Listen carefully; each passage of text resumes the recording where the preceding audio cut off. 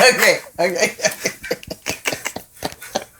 That is not funny. We're not talking about that. We're not talking about that. Here we are at Banking on the Banks. I'm so excited to be with you guys. Again, this is so exciting. My name is Gloria Mayfield Banks, and this is my husband, Ken Banks. Yes. And I'm so excited for you guys to follow us. I'm on Instagram at Gloria Banks. He's at official Ken Banks, and we're going to get into it this week. Let's get into it. We're very excited to talk to you guys.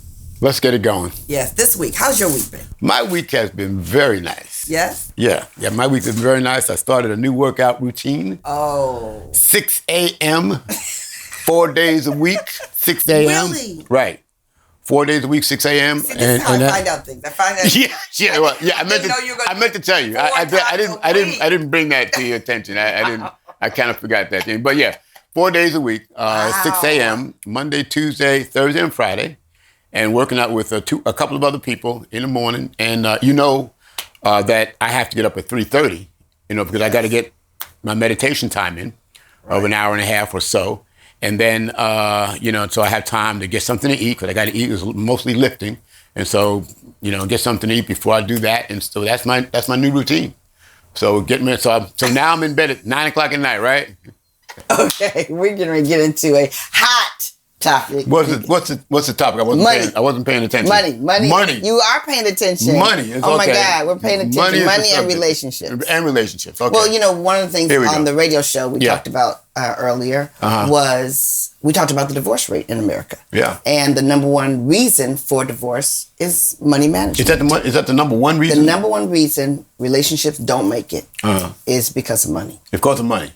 Lack of money. I would imagine. I don't know if it's lack of or it's how it's handled. How it's handled, don't you think? I mean, it could be, you can have abundance and mismanagement, miscommunicated, not have a conversation about it, not navigate it well. So what do you think?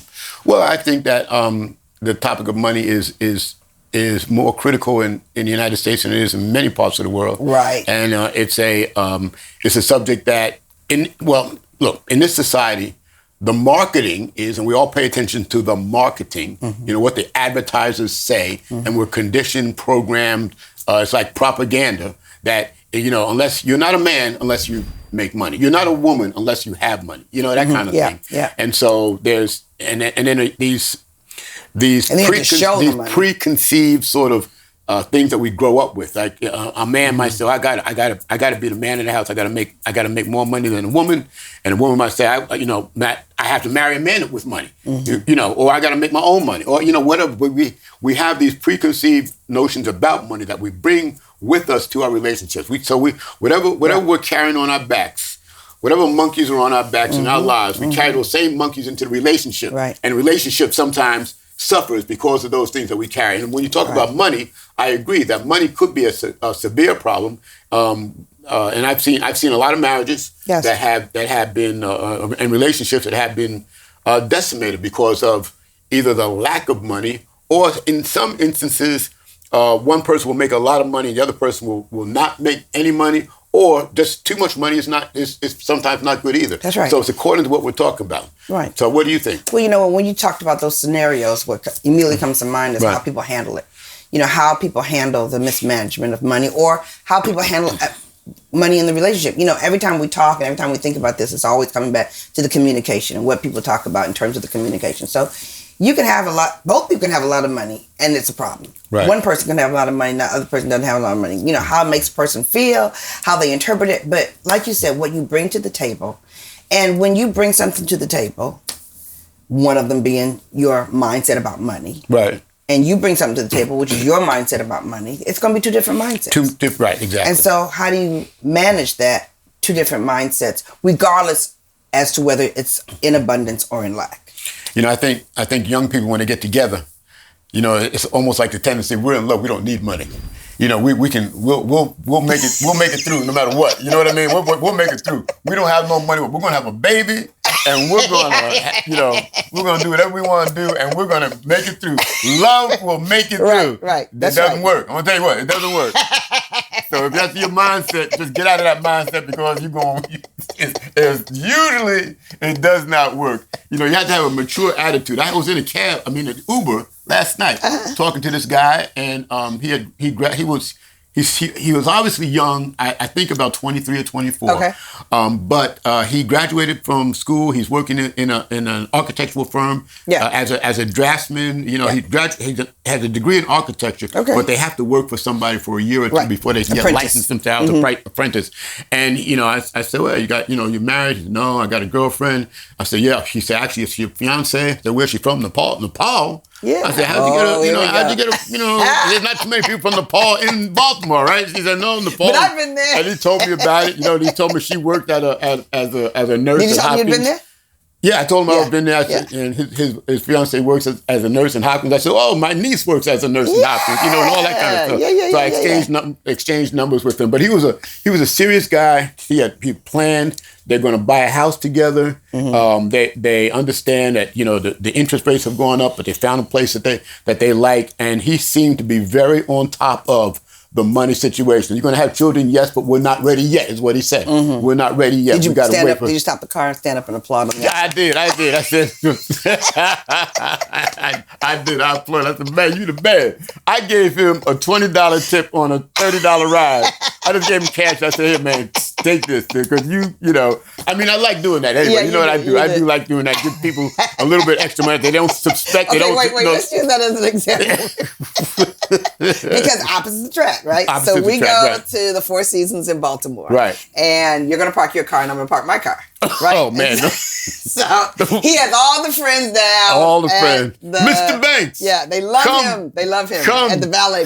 Just say that, right. So wifey comes, you know, my wife is right behind me and she's going to park. And so I get out my car, right? And so I get ready to tip. What happens? Right. So, you know, I'll tip a valet, you know, 50. Bam, give me a 50, take care of my car, leave it out front, wherever it is. Yes, sir, Mr. Banks. You want me to shine it for you? Oh, you know, you got some time, just shine it up a little bit. So Gloria comes up there in her pretty car, her pretty Escalade, and parks over there, and Cynthia takes out $5 and gives to the guy. I happen to turn around and look, I snatched the $5 out the guy. Oh, she meant that this was supposed to, this is zero missing, honey. Zero missing. You go ahead inside. Go ahead inside and take this. I got the biggest lesson there. The biggest lesson, because, you know, I'm thinking, okay, so I'm a tip him coming in and I'm a tip him coming out. And I'm watching him, and I'm telling you, after years together, still, we learn. Again, opposite attract. So I'm learning how to be way more generous in my tipping. It's the right thing to do. It always feels good, but he's way more generous than I have been in the past, and so I'm learning that. You know what? You know why I'm generous like that? Because I know that abundance starts in the mind. Yeah, it starts in the mind, and the best way to feel abundant is to give stuff. When you know, the ability to give things away. Let's say you can give away millions and millions of dollars. That means you have millions and millions of dollars to give away. And you know more is coming. And you know more is coming. You're not worried about it, right? Yeah. And you just give away. And when you're thinking about every nickel and dime, it seems to stop that flow. Right. And I think that's the theory behind tithing and all of that. This thing, you know, where if you can generate this spiritual feeling of giving, and then that is returned to you in getting. Right. Anyway, right. But we're talking about something. We're talking about money and marriage. And so how do we handle it when we first started? What happened? Well, if you want to know something that was magical, the first thing we did, and you know, it's so funny because people talk about, well, the first thing somebody asks you is how much money you make, but that's what we did too. Like, you asked me what I did, and I said I was a director. You didn't know anything about the industry or whatever, but you just said, ooh, a director. Yeah, that's exactly what you said. A director. That in my mind, that meant to you, I was a working woman with some money. And I asked you what you did.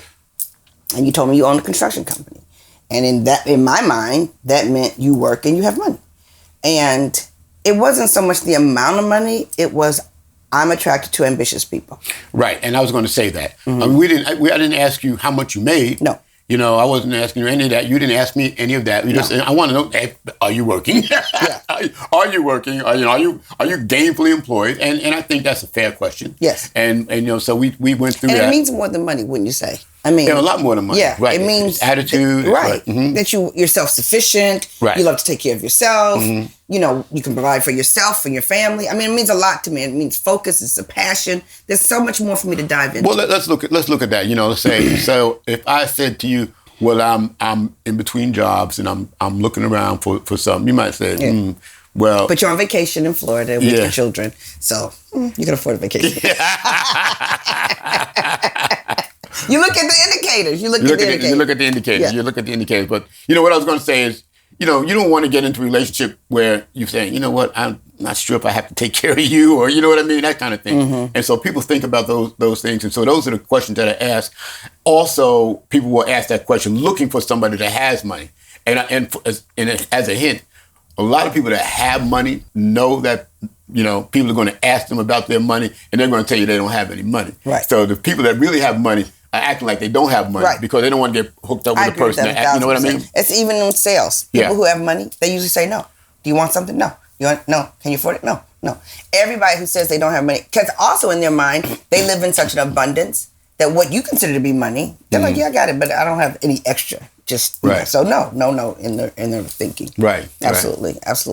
But when we first got together, we were on vacation.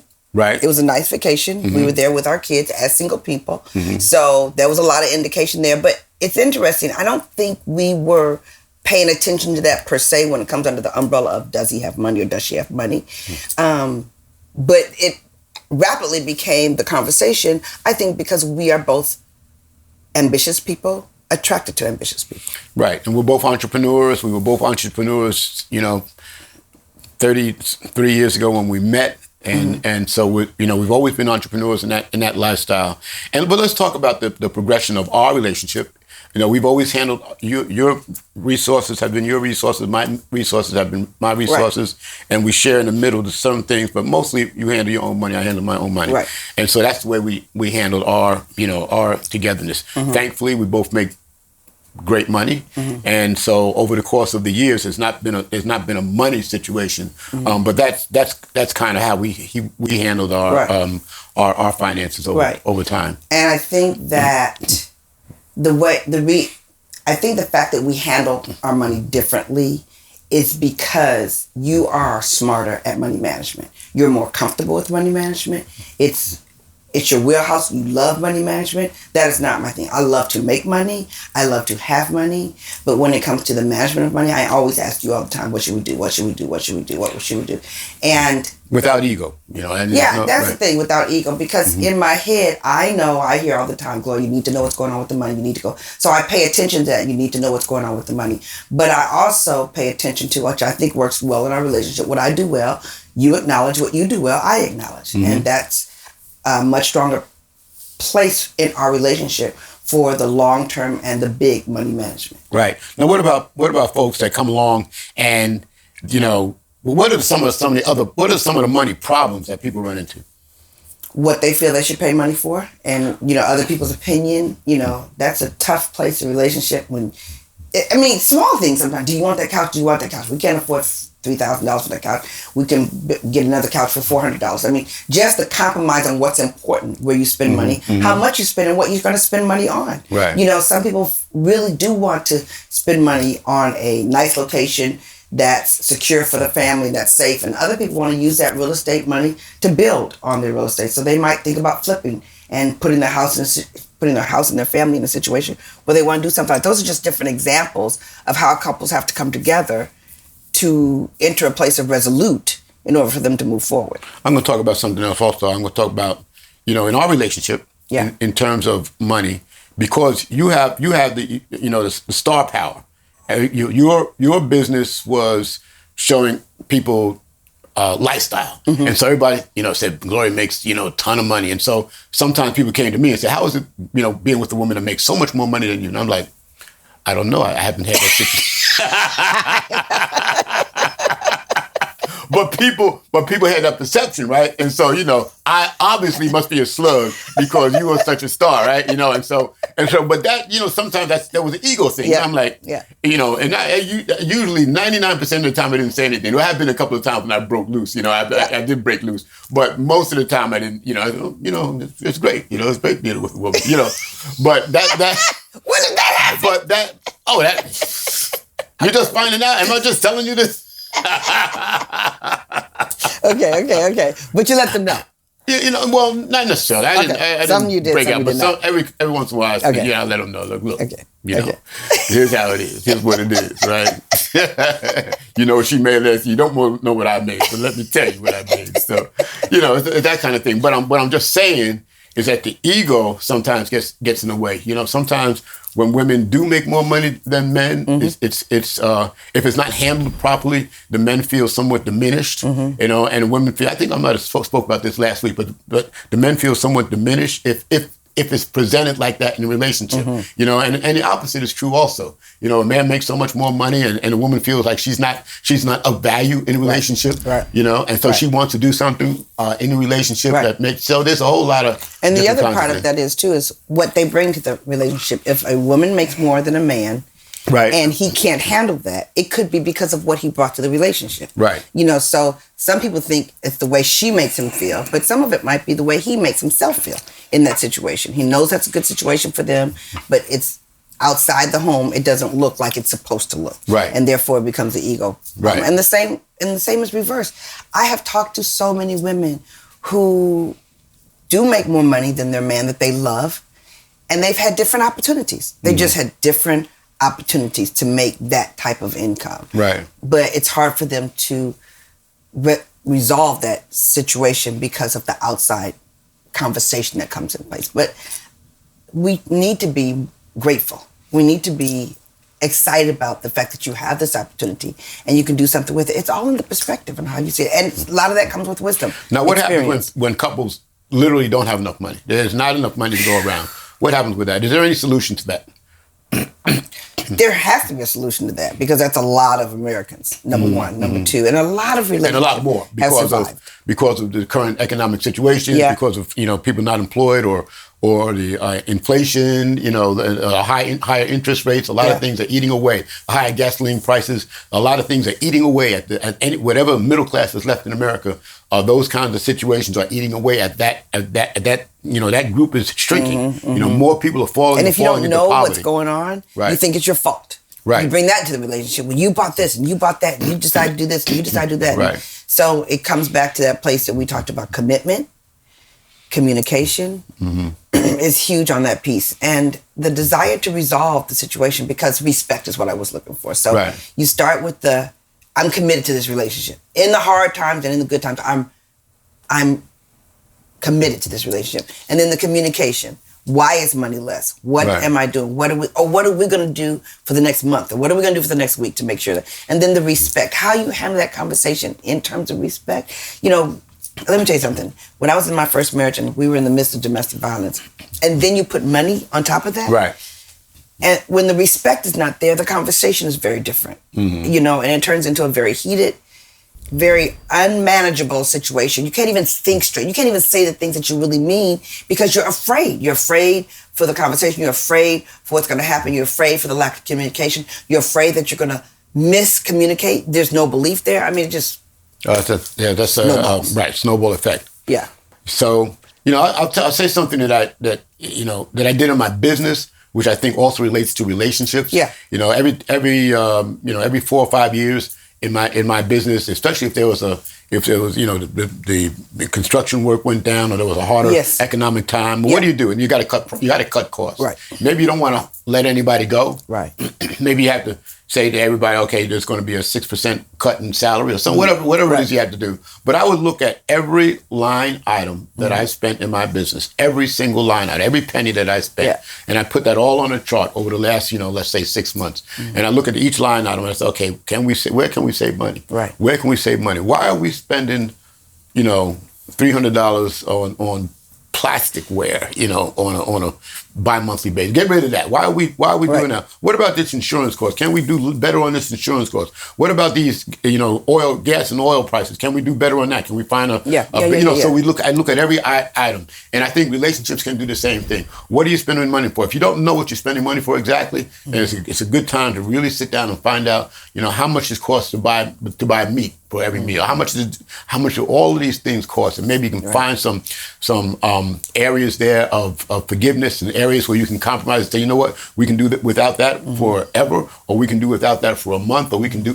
whatever it is. Yeah, and you know what, Ken, when you're talking like that, it brings to mind where you're strong again. You're strong in your strategy and understanding and looking through that. So for a person like myself, I had to bring someone in to help me. I didn't know how to set a budget. I wasn't aware of the mechanics, and so it became an issue. So I brought someone in. So I'm just saying to people that if that's not your wheelhouse, find someone where it is their wheelhouse. Because what happens in relationships, you're not good at it, I'm not good at it, so we're not good at it, and we don't find anybody who is good at it, and so there's more arguments. I mean, it makes so much sense when he talks about it that way, but if you don't think about it that way, you're not going to perceive it that way. And so it's just so important that people understand that you can bring in people who can help you, even if it costs you money, because if it costs you money to navigate, you will have more money in the end because they understand how to navigate your money and explain it to you in such a way that you can understand. I also remember the time when I was in construction, but I broke my arm in martial arts, broke my wrist in a martial arts fight, and I couldn't do my work. I couldn't do, because this was before I really had a business of construction. I was really doing a lot of the work myself. And so what do you do? And I've noticed since that time, I noticed that a lot of people that fall on to bad times, they lose a job or whatever, they sit back, look, I'm gonna wait until I find another executive job. I'm used to being an executive, Mr. Banks, and I don't know, I can't do anything else. You know what? I mean, I would wash cars, I would drive cabs, I would referee basketball games or martial arts fights. I would do whatever it took in order to make a couple of dollars to bring the family home, because that was my job at that time. My job was to take care of my family, kids and wife, etc. And so that was my job. I cannot sit back and wait and say, oh, well, and I wasn't going to sit back and try to collect insurance or not unemployment, but any sort of social benefit. You weren't going to collect that without doing the best you could. Without doing the best I could, What about when you're in a relationship and you're married to someone like yourself who's willing to do the and then some, right? And you're married to somebody who's not willing to do the and then some. That's tough. Yeah, talk about that. That's a problem. So if you're willing to do whatever, I can speak about that. So if you're willing to do whatever you can do to make sure that the family is set, and the other person is almost sabotaging that by going out and spending money on expensive perfumes, or I'm obviously a man and a woman, expensive perfumes, or driving up these phone bills. Back when the phone bills, every time you make a long distance call, it was a cost involved, right? And so, or a lack of understanding, a lack of appreciation, lack of appreciation, not really caring what you do. So what, you're working 18 hours a day? I could care less. The money's coming in, whatever money that I'm spending it the way I want to spend it. And so yes, that is a problem, and that is something that is almost always going to cause conflict within relationships, because it not only causes a conflict between the individual, but it sabotages the finances of the relationship. And so you wind up losing things that you had. You might not be able to pay that card. And that goes back to finding people that are equally yoked with you. Either they're going to be equally yoked with you with the appreciation, the understanding, and where you guys are going as a family or as a couple, or they're not. And that communication's got to be there to understand that. Because if not, you become very frustrated with that person. It starts showing up in all the other areas. It does go back into the love. It does go back into the, compliment. It does go back in me wanting to do something for you. If I'm resentful for what you're doing, I'm not going to want to do the extra, and then people stop caring about the way they look for that person. They start treating each other's family members differently. It just goes on and on and on. Another thing is when you do have money and people want to borrow your money. People want to borrow your money. It's easy for people to borrow your money. It's a lot harder for people to pay it back. Because you can get it's easy to come up and say, hey man, can you loan me X amount of dollars? You loan me $1,000 or $5,000, whatever it is, and then you say, okay, well, I just can't pay you back this month. But you said that you were going to do that, and that is a problem. And so sometimes, you have to hold, because you'll become impoverished trying to support everybody else in the family. Right. You got a big family, and no matter how much money you have, if you try to support everybody in the family, you will become impoverished yourself. Right. And we've seen that. I've actually seen that situation happen, where older people get, they've worked all their lives and they get this nest egg, and then the kids come along and they just kids are take family it down. members. Kids or family members come on and take it down, and that's them. And another situation I've seen is when one person makes all the money and the other person's not making any money. So let's say the woman's making all the money, and there's this sort of like, well, I'm making the money, so you do what I tell you to do. And the man's the same thing. Man's making all the money, and the woman's home, and she's not really doing. She's not really. Maybe homekeeping, with her contribution is much different, right? And so he's going to make her feel bad because she's not contributing the same amount of money. Right. She might be doing everything else to support, but because she's not bringing in that money, he feels superior, and he's trying to make her feel insecure or inferior because of that. And that's obviously not going to go anywhere. But a relationship that could work if there's maturity, but with immaturity, lack of respect, it goes down the other way. Yeah, it goes all the way the other way. Well, I think there's a lot to be said, for that, and so saying that in a family situation, when sometimes you've seen a woman making a lot more money than a man, and that there's this disrespect, and the woman making a man feel, not worthy. Yeah. And I think there's a lot of things that, we all bring this stuff, like I said before, we all bring these things with us into the relationship. All of this baggage we bring it into the relationship. So a man usually feels that as the duty of a man is to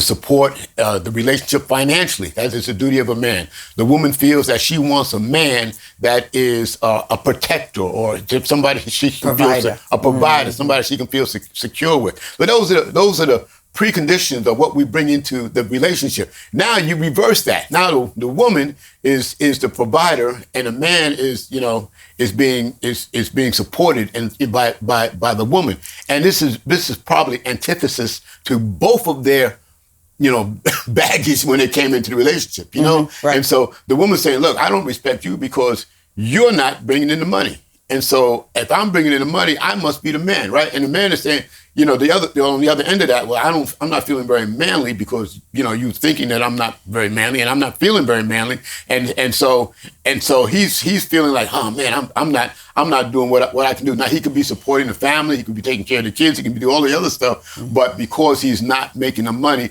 and the woman is making him feel that he's not doing the manly thing, then there's a disconnect. Right. But that's actually from both sides of the agenda. That's our preconceived notion. Really, who cares who makes the money?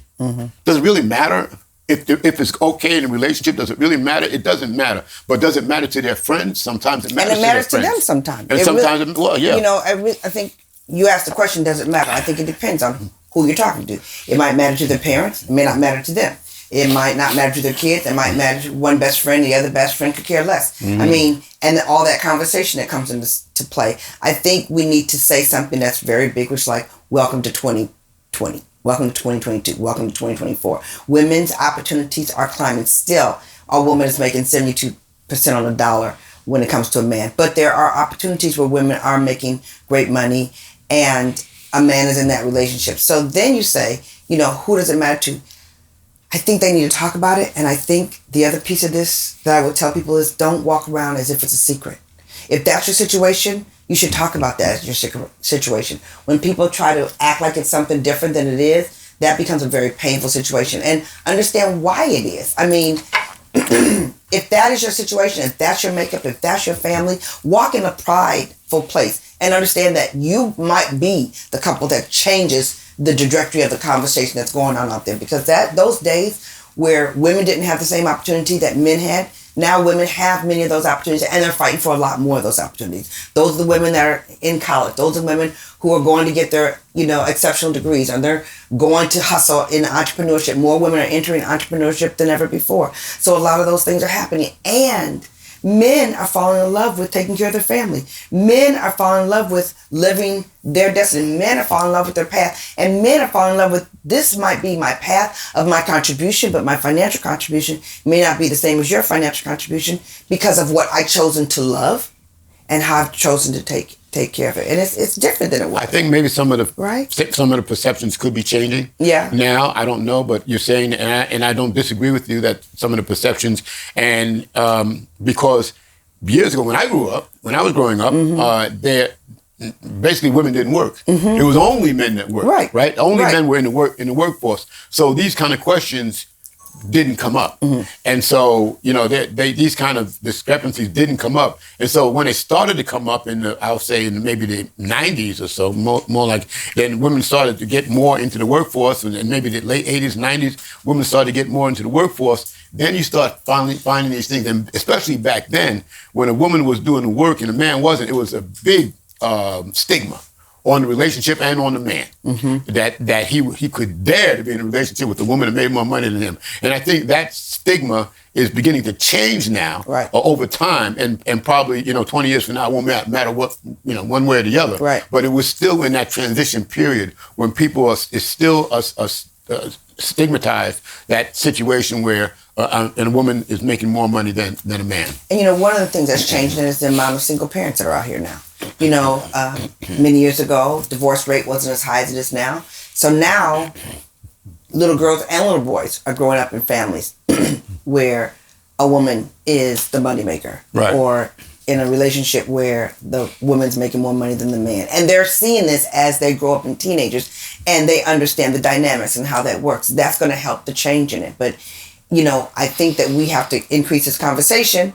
I'm glad you guys are tuning in to Banking on the Banks, because this conversation about money and marriage and the discrepancy in income when one makes a lot and one doesn't, or vice versa, is a big one. Well, you know what? I'm glad that I'm not dating today. That's what I'm glad. I'm glad you're not dating today too. I'm really glad you're not dating today. Thank you very much. I'm so happy, because I see there's got to be 1,000 problems out there, right? You come up with your list of, not, we're talking about working, forget about that. It's like, have you been tested for all the venereal diseases that there are? Yeah. And have you had your COVID test? And what kind of drugs are you on? And let me see your social media profile. And all this stuff, it's like a whole different, Have you ever traveled before? Right. Do you have 8 kids, 3 kids, no kids, want kids? All that dynamics that's in there now. And okay, let's talk about one thing. What do you want to talk about? If you're young, and you're building out towards a relationship, yes, where is social media going to play as a level of importance to you? Maybe it's going to match the level of importance you put into your social media. Yeah, I'm probably the worst to answer that question. I don't know why you asked me that. You're trying to set me up by asking me that question. I'm like, social media. Are you on social media? I said, what's that? Don't say that. That's not true. No, it's not true. It's not true. But, I think that, but it's, how do you match, how do you know? What you want to do now is see other people's social media, right? You say, immediately. Let me see what's your name, and give me your sign. And so you're looking at this person over time. It just gives you a much better perspective. And what they want you to see. And what they want you to see. Only what they want you to see. Right, exactly. Right. But you might see stuff that you was like, I'm not doing that one. You know what I mean? I'm not doing that. And that's what they want me to see. You got to be kidding me. So, it's a whole, that whole world is different now. Okay, but let's talk about this. Yeah. Because if I was out there dating. Yes. I just want to tell people, no, I am not dating. Okay. I'm not dating. I'm not dating. Okay. And if I were to go to your social media, I would like what I see. Okay. Because I've seen it. But I want people to know that the intensity of which people choose to show what they choose to show can mess up your mind, can mess up what you're seeing, what they're articulating. And by that, I mean, you got to get into the place and you got to get comfortable with having a conversation. You got to go to the person, this private message, DM. We're not going to change any of that. But what we want to tell you is that you have to start having the conversation. And if you don't have the conversation, you're only buying into what you see. And what you see is only what they want to show you. Well, it's even more than so.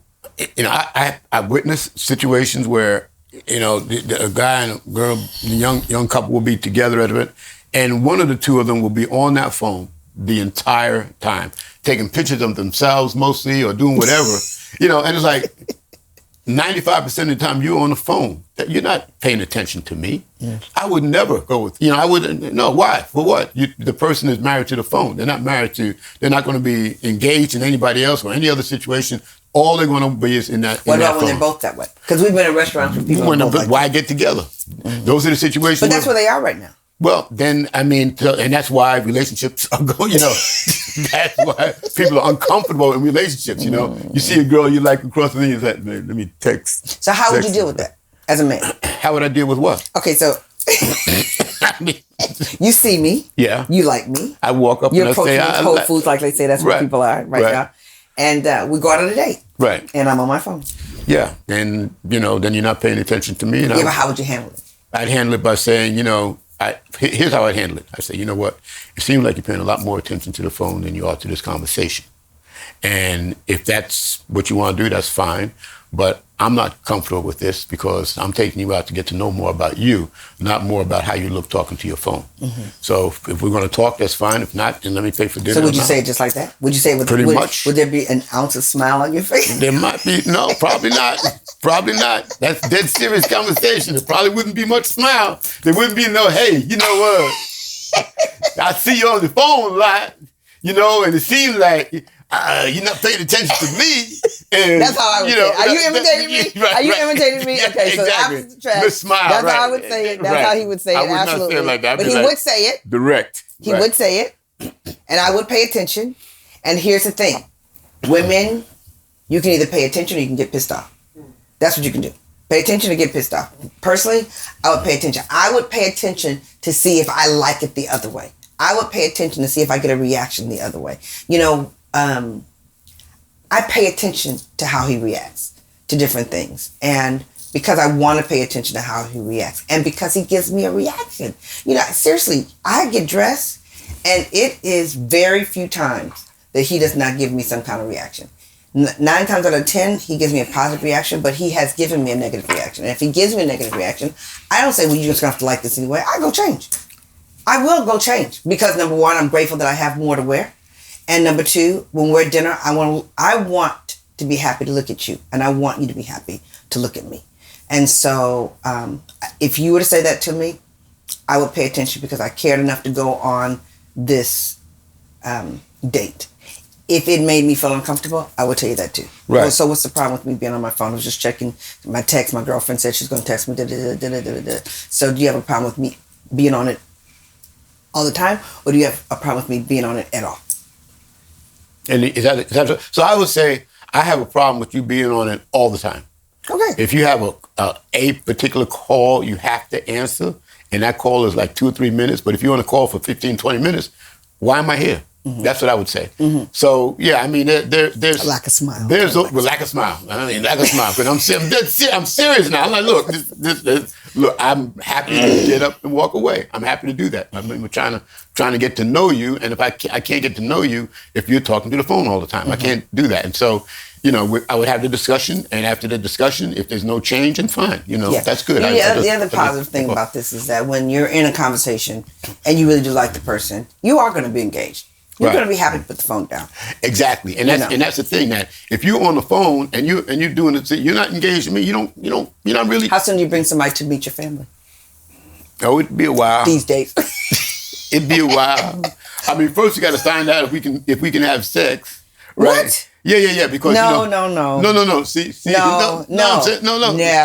Okay, so listen to me. Now listen to me. Yeah, they are. No. Okay, so now this is best, especially during the pandemic, right? You meet somebody at a place, and it's this pandemic, right? There's this COVID going on, and so now you got to decide. Look, if we're going to go with each other, we're going to have sex, and we have to be exclusive, right? You got to decide the first date. Here's the deal. You have to like the person several times. You have to go out with them several times. Here's the deal. If we're going to be... Stop, get out of la-la land. Okay, stop. If we're going to have sex, we got to be exclusive because, we got... Anyway, I mean, the whole world has changed, right? It changed after HIV, and now it's changed because of COVID. But I think we're getting back to normal. But okay, so I thought I'd bring that up. Well, one of the things is people's opinions. Everybody has an opinion. Everybody leans in to your opinion. So then, let's say there's an argument or a disagreement, uncomfortable situation, and then you put it on your social media. Can I please say this to my girlfriends?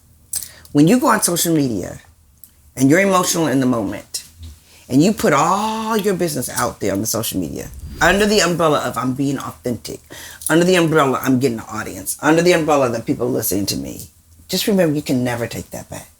And the way that you feel in the moment may not be the same way you feel tomorrow or next week or next year.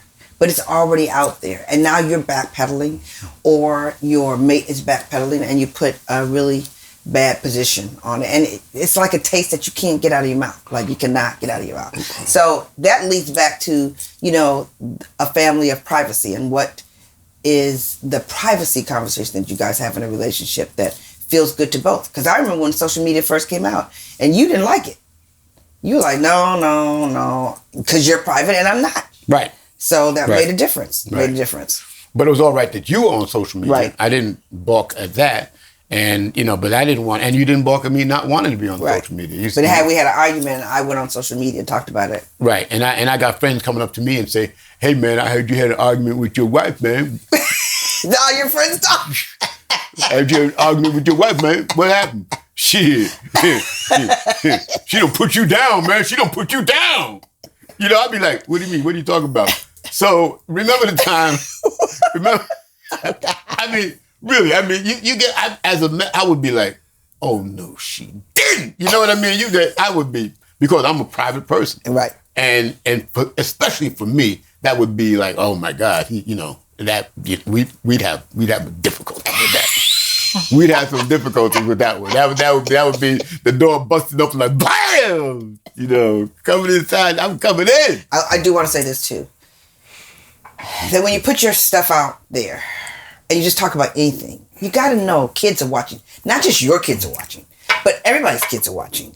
So we have to take a responsibility in being the correct role model. We can't always just get caught up in the moment. We can't always get caught up. Again, it goes back to the respect of the relationship. I was going to say that. You erase the respect of the relationship. Right. You allow your emotions in a moment to get ahead of the respect that you should have in a relationship. And I'm sure it has ruined many relationships. Right. Just that. And maybe people didn't really want to ruin the relationship. Right. They didn't really want to do that. They didn't want to go that way. But the reaction, you don't know what the reaction is going to be. Right. And if the reaction was very serious and very like, I'm not handling this. I'm embarrassed. Right. Well, I'm not, that kind of stuff. You gotta know your mate. That word embarrassment to him, clear. He don't like no parts of it.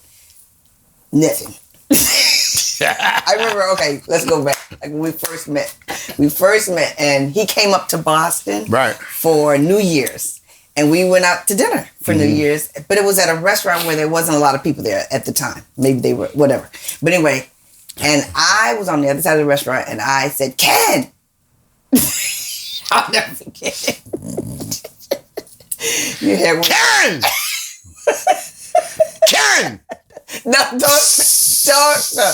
I have a class. Don't you ever! No, that is not how you handle it. He rose up out the seat. And he walked over there to me with this intentional walk, which there can be a walk, a swagger that says, I'm going to say something to you and I need you to listen. And you just said at that time, don't ever yell my name, period. Just don't ever yell my name. And me, of course. What do you mean? Like, even if we're in the same house, don't ever yell my name. So I know I've said before, when you walk in the house, I run down and give you a hug. Part of that is so I don't say, Ken, is that you? You know what I thought about was then? Keep my wife's name! Please stop. Okay.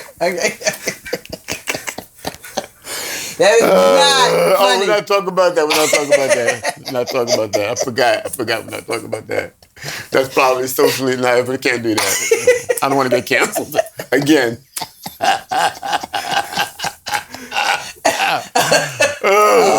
Oh yeah. Okay. So, privacy of the house, very important. Communication.